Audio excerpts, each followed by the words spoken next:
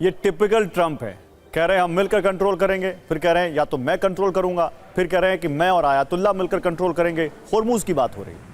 खैर, अब आपको अमेरिका की कुछ तैयारियों की जानकारी देते हैं जिसकी चर्चा हर तरफ हो रही है। बताया जा रहा है कि पश्चिम एशिया में अमेरिका और फोर्स की तैनाती कर सकता है। अमेरिका की मरीन यूनिट अभी भी रास्ते में आगे बढ़ रही है।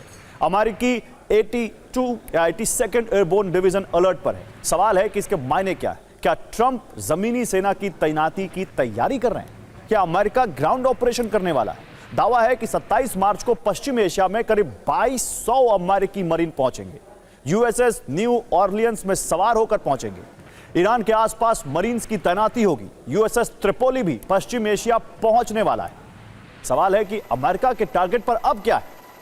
हॉर्मुज स्ट्रेट को सुरक्षित करना या लक्ष्य खर्ग तेल हब पर ऑपरेशन की योजना? इस तरह की चर्चाएं आम हो चुकी हैं। तो अमेरिका से भले ही डील के संकेत मिल रहे हैं, लेकिन इजरायल के प्रधानमंत्री बेंजामिन नेतन्याहू लक्ष्य को हासिल किए बिना युद्ध खत्म करने के मूड में नहीं दिख रहे। नेतन्याहू ने आज एक सोशल मीडिया पोस्ट के जरिए बताया कि उन्होंने राष्ट्रपति ट्रंप से बात की। राष्ट्रपति ट्रंप का मानना है कि अमेरिकी सेना के साथ मिलकर इजरायल ने जो शानदार उपलब्धियां हासिल की हैं, उनका लाभ उठाकर एक समझौते के माध्यम से युद्ध के लक्ष्यों को पूरा करने का अवसर है। नेतन्याहू ने यह भी कहा कि इजरायल ने ईरान और लेबनान दोनों जगह हमले जारी रखे हुए हैं और ईरान के मिसाइल और परमाणु कार्यक्रम को नष्ट कर रहे हैं और हिजबुल्लाह को लगातार कड़े झटके दे रहे हैं। उन्होंने यह भी दावा किया कि हमने 2 और परमाणु वैज्ञानिकों को ढेर किया है और हमारे अभियान अभी भी सक्रिय हैं। हम हर परिस्थिति में अपने महत्वपूर्ण हितों की रक्षा करेंगे। और नेतन्याहू रुकने वाले नहीं हैं और ईरान मानने को तैयार नहीं। ऐसे में अमेरिका के एक और पार्टनर में खाड़ी देशों में अपनी सैन्य ताकत को अमेरिका के एक और पार्टनर ने बढ़ा दिया है। ब्रिटेन खाड़ी क्षेत्र में short range air defence system तैनात कर रहा है। ब्रिटिश पीएम कीर स्टारमर ने बहरीन, कुवैत और सऊदी अरब में तैनाती की पुष्टि भी की है।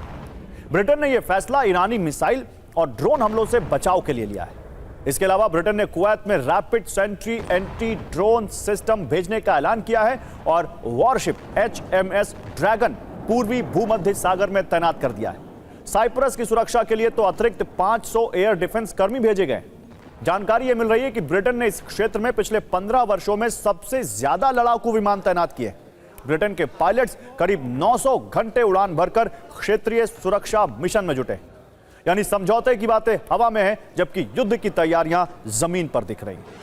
इस बीच इजरायल पर ईरान का हमला जारी है। पिछले 24 घंटे में युद्ध ने कितना नुकसान पहुंचाया है और किन किन जगहों पर मिसाइलें पहुंची हैं और उन जगहों को नष्ट कर रही हैं, इस पर हमारे संवाददाता मनीष झा की रिपोर्ट देखिए। देखिए एक साथ रोहित थोड़ा अंदर के एक साथ पहली बार देखिए और इस तरह से लगातार धमाके का एक के बाद एक सिलसिला जारी रहता है और यहाँ फाइटर जेट से भी इस वक्त हमले हो रहे हैं।